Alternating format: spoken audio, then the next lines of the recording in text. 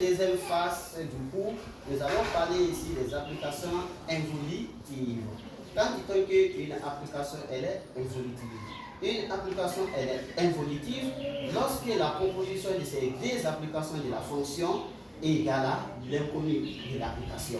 Qu'est-ce que veut dire par là? Application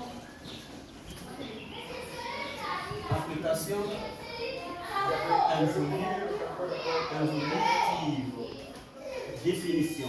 On va définir d'abord ce que veut dire une application involutive. Définition. Une application est dite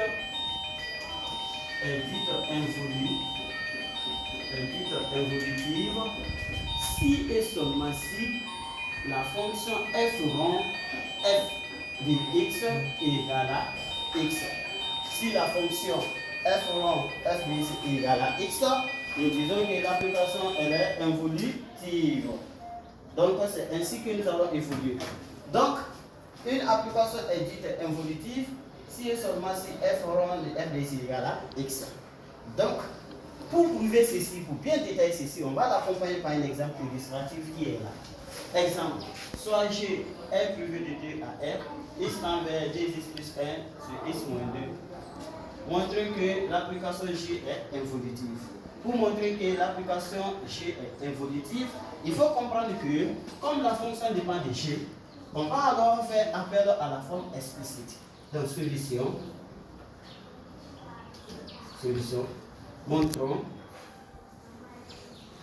que G est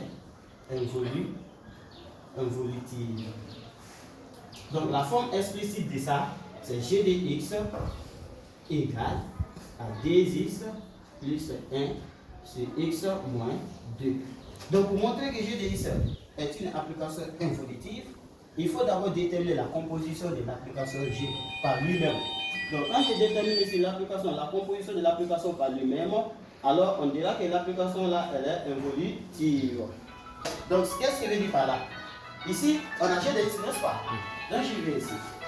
Comme j'ai G de x égale à 2x plus 1 sur x moins 2, alors on va cesser ici de trouver la composition G rond G de x. Ceci doit être égal à x. Pourquoi x? L'application dépend de x.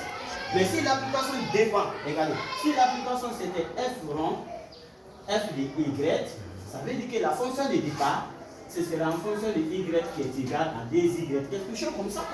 Mais si c'est f rond f de z, ça veut dire que l'application dépend de z. Donc ceci doit être égal à z. Si c'est f rond f de y, ça veut dire que l'application de départ dépend de y, donc on va avoir l'inconnu y. Mais comme l'application de départ dépend de x, la composition de l'application par lui-même doit être égale à x. Si ça donne la variable de l'application, on dit que l'application là, elle est involutive. Donc nous allons voir. Donc ça veut dire que G rond G de x égale à G de x. Donc dans l'application, partout où on voit x, on remplace par G de x. Donc G rond G de x égale à 2G de x. Partout où il y a x, on remplace par G de x plus 1 sur G de x moins 2. L'objectif c'est quoi? Après toute transformation, il faudrait qu'on trouve x. Quand on trouve x, on dit que l'application elle est involutive. Donc je viens ici, ceci égale à 2, j'ouvre le crochet. G de x on connaît, c'est ce qui est là. Donc on aura ici 2x plus 1 sur x moins 2. Je ferme plus 1 sur 2x plus 1 sur x moins 2 moins 2. Donc ceci égale. Ici, 2 va rentrer, ça fait 2 fois 2x, ça fait 4x. 2 fois 1, 6, ça fait plus 2. X multiplié par 1, ça fait plus x. Moins 2 multiplié par 1, ça fait moins 2 sur x moins 2. Ici, on va dans le dénominateur. On aura 2x plus 1. X fois ça, ça fait moins 2x. Ça fait plus 4. Le plus sur x moins 2. Diviser les fractions, on multiplie la première par l'inverse du second. Donc ceci égale. Ici, x plus 4, ça fait 5x Moins 2 autour de 2, c'est 0. Sur x moins 2, le tout sur. Ici aussi, on aura sur 5, le tout sur 5, le tout sur. Ici, 2x moins 2x vont se simplifier sur x moins 2. Je prends l'inverse. Ceci est égal à 5x sur x moins 2 fois x moins 2 sur 5. X moins 2 va se simplifier. Ceci va rester égal à quoi? À 5x sur 5. 5 se simplifie, cela est égal à x. Donc, cela est en train d'indiquer la composition G rangée de x est égale à x. Comme ça donne x, d'après la définition, la composition donne x. Comme la composition de l'application par lui-même a donné x, on a déduit alors que donc, G est une application identique.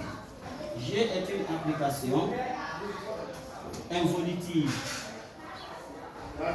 Pourquoi involutive? Parce que la composition de l'application par lui-même donne ici l'inconnu qui est ce qui dépend de l'application de départ. Donc, nous disons que l'application est involutive. Mais remarque, retenez que si l'application est involutive, quelles qu'en soient les transformations, si l'application de départ dépend de l'inconnu, ça doit être égal à x. Si l'application de départ dépend de y, ça doit être égal à y. Si l'application de départ dépend de z, ça doit être égal à z. C'est ce qu'est appelé l'application involutive. Merci.